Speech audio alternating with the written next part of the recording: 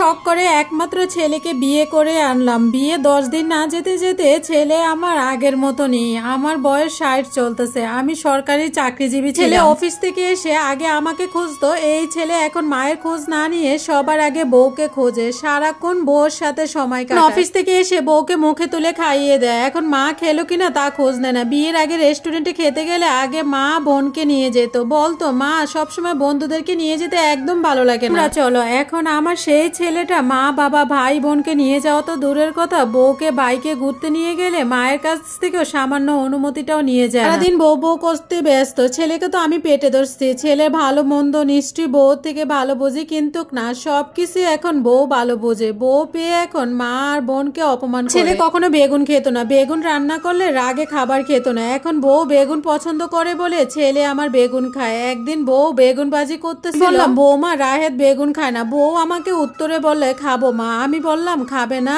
ও খায় না, রান্না করলে খাবার না খেয়ে উঠে যাবে। ছেলে এসে সেই বেগুন তো খেলো, উল্টা কত প্রশংসা।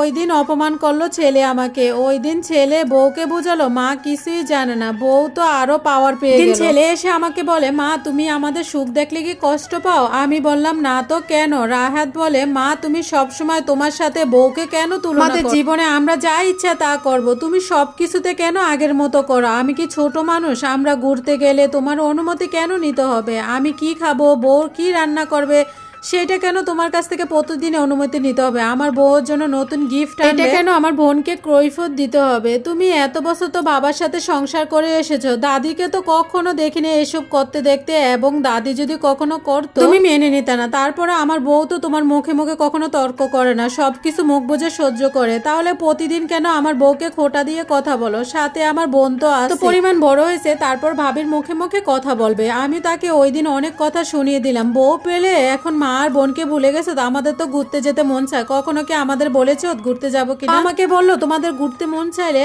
আমাকে বলবা। তখন আমি আমার ছেলেকে বলতাম তাহলে ছোট থেকে তোকে এত বড় করে মানুষ করেছি, আমার কি কষ্ট হয় না? তোর সাথে কি আমার ঘুরতে যেতে মন চায় না? মনটা কি তোর পথ চেয়ে দেখে না? তোর বউকে ঘুরতে নিয়ে গেলে আমাদেরও তো ঘুরতে নিয়ে যেতে পারোস নাকি? সেইটাও এখন আমাদের মুখ থেকে বলতে হবে। সেদিন এক কথা দুই কথা আমার ছেলের সাথে বউকে নিয়ে তকরাতকরি হলো। তারপর ছেলে আমার বউ নিয়ে আলাদা হয়ে গেছে, আলাদা বাসা। আমি কি করেছি আপনারাই বলেন? আমি তো মা, আমি কি চাই ছেলের ক্ষতি? বউরা বিয়ে করে এসে মার থেকে ছেলেকে আলাদা করে দেয়, এটা প্রমাণ আমি পেয়েছি। আর আমি রাহাদের ছোট বোন লিখছি আমার মায়ের হয়ে। চিঠিটা আপনাদের লিখে পাঠালাম, এরকম ভাবি যেন কারণ আপনাদের মতামত আমাকে জানাবেন। আরে বোন থাম এবার, মার হয়ে আর নাক গলাইস না। গতকাল রাতে এই পোস্টটা আমার সামনে আসে, তখন কি যে বলবো ভাষা খুঁজে পাচ্ছিলাম না, তাই ভাবলাম আপনাদের সাথে শেয়ার করি। ছেলের সংসারে মায়ের সর্দারি আর হয়েছে ভাইয়ের সংসারে বোনের সর্দারি, এই কারণে বেশিরভাগ সংসারগুলা ভেঙে যায়। এখানে রাহাদের স্ত্রী তার মায়ের সাথে শুরুতে কোনো খারাপ ব্যবহার করেনি। শাশুড়িদের একটু বুঝতে হয়, আপনি এতদিন সংসার করে এসেছেন, যে মেয়েটি বউ হয়ে এসেছে সেও চায় একটু সংসার করতে। তারা যথেষ্ট পরিমাণে এখন বড় হয়েছে, তাদের সংসার তারা কিভাবে করবে তাদের উপর ছেড়ে দেন। যেহেতু আপনি আপনার শখের ছেলেকে শখ করে বিয়ে দিয়েছেন, তাই আপনার ছেলেকে শখের বউর সাথে কিভাবে সংসার কাটাবে তার উপরই ছেড়ে দেন।